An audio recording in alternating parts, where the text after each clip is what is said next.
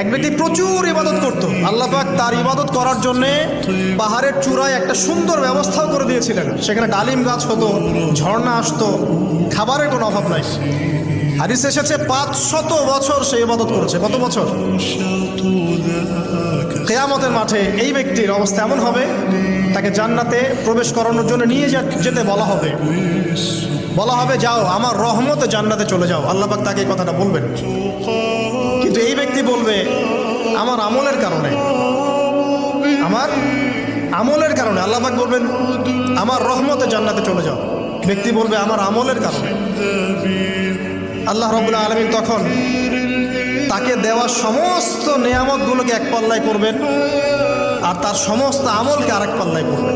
একটা চোখের যে নেয়ামত আল্লাহ পাকের, সমস্ত আমল ও 500 বছরের ইবাদত এতটুকু হয়নি। তারপর তাকে বলা হবে ওকে জাহান্নামে নিয়ে যাও।